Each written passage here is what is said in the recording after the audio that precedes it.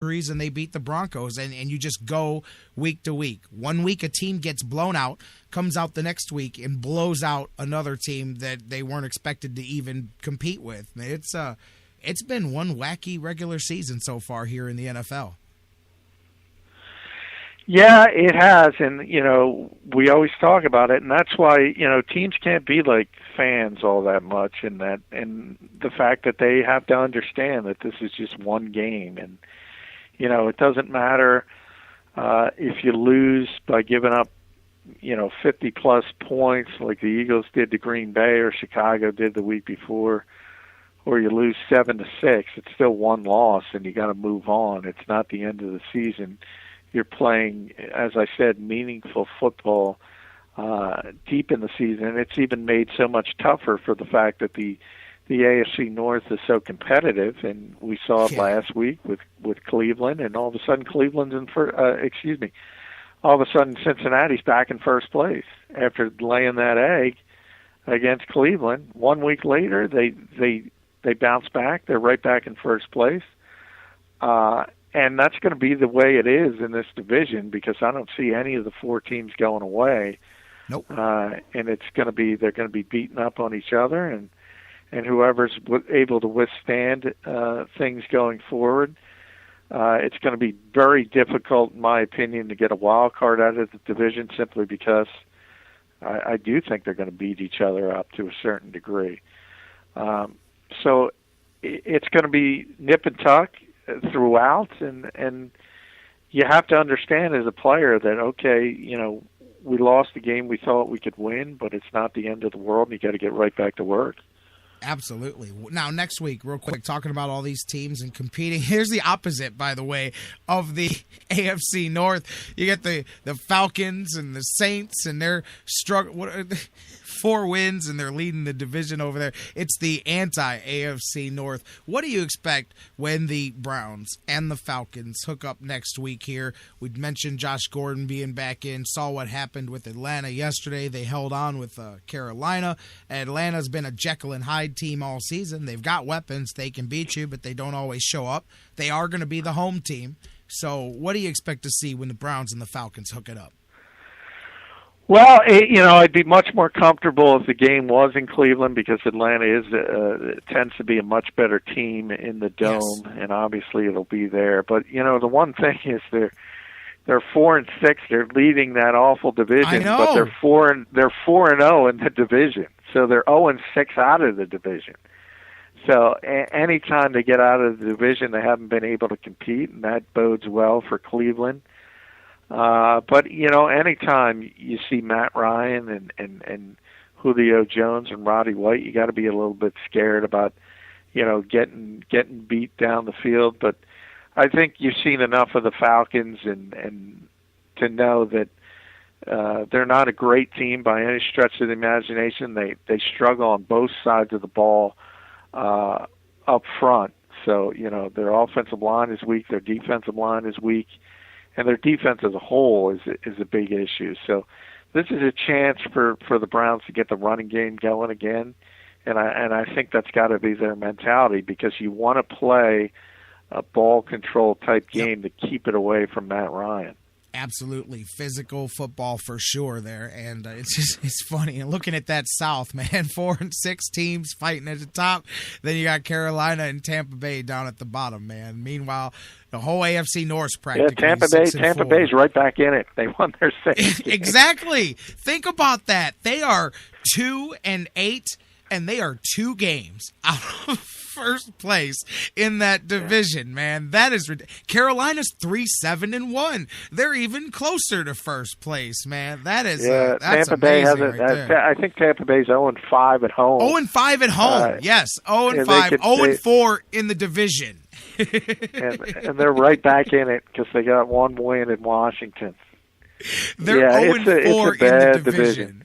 Oh, it's terrible. Absolutely terrible, man. I'll tell you what. Let's look around, though, while we're talking about the NFL and some of this stuff. We mentioned that Denver game there as they dropped one and a couple of injuries. I don't know if you've heard anything coming out, but I saw that Sanders got banged up.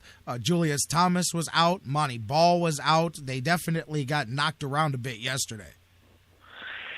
Yeah, they did. It's one of those things. I mean, St. Louis is, we all think, well, they stink, but they beat some very, very good teams this year. They've been a team that kind of plays up and down to their competition, and generally when they play a good opponent, they play well.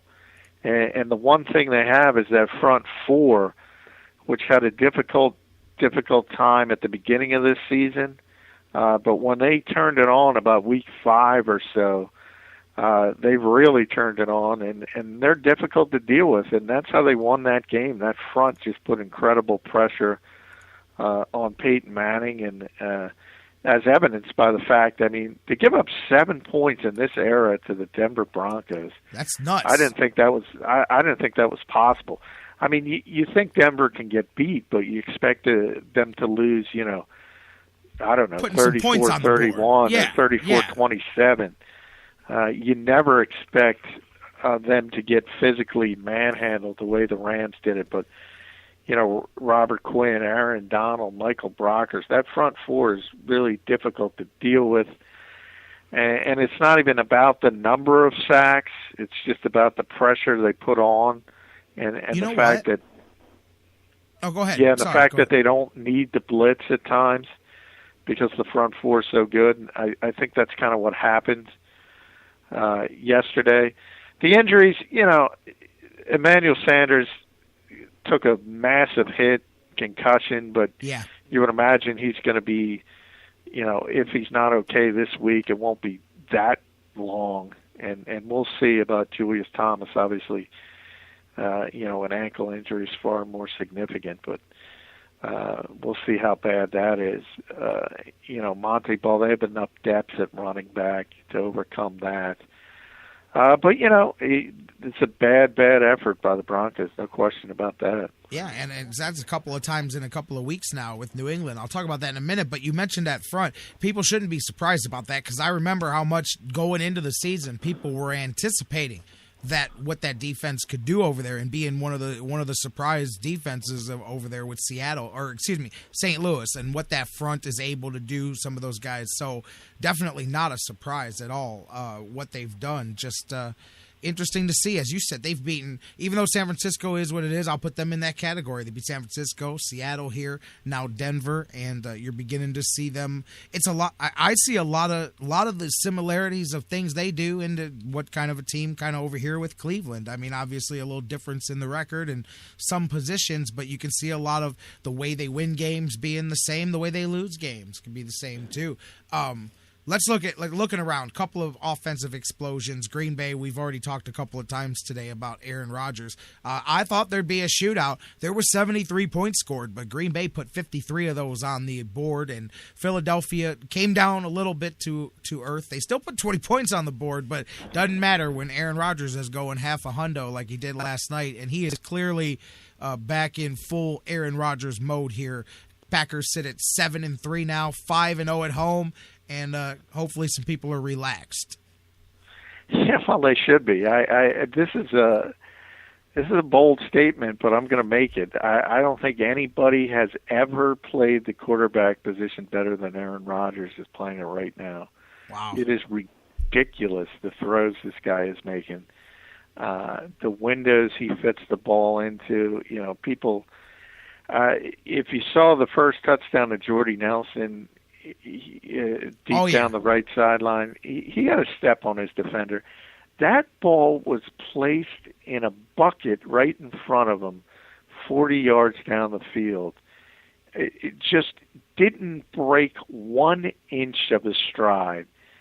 It's phenomenal. And he did it 3 or 4 times yesterday. He did it the same thing against Chicago. He did it on national TV against Minnesota. It's astonishing what he is able to do. And when he extends the play, forget about it. Forget about it. You're done. You are done. It is the only team in football, literally the only team in football, you want them to run their play. You want them to run the play. Because if it breaks down, if you get a good pass rush and he extends the play, if you're a fan watching your team, just put your head down because it's going to be a 30-yard completion down the field. I have never seen anything like it. I'm a huge Aaron Rodgers fan. Trust me, always have been, man. I love that guy, and I've got a soft spot for the Packers anyway. I tell people all the time. They say, "Well, why the Packers?" I say, "Because when the Browns left, I needed a team, like some semblance of rooting interest while there was no football. So for me, it became the Packers because they're that old school, that team that to me they're." I don't want to say America's team. I know Dallas people would get mad, but they're owned by the people, quote unquote, and they're old school, like the Browns. I don't know, for whatever reason, during the time we had no football, I kind of became a Packers fan, and I've just kind of always had a rooting interest for them ever since, man. I like that franchise, but I love Aaron Rodgers, and I agree with you, man. Just a true artist at the position. But defensively, we're talking all this about Aaron Rodgers. Look at what that Green Bay defense did. I mean, an offense. Well, that's another thing. I'll be honest with you. I don't believe in that Green Bay defense at all. But they did yesterday. I think talent-wise, it's certainly in the bottom half of the NFL. It's probably bottom 10. There's especially up the middle. They're awful against the run. The secondary's, iffy at best. It's easy to play defense when you're up 50-20. I mean, you just pin your ears back and play Madden and say, Clay Matthews, go get the quarterback.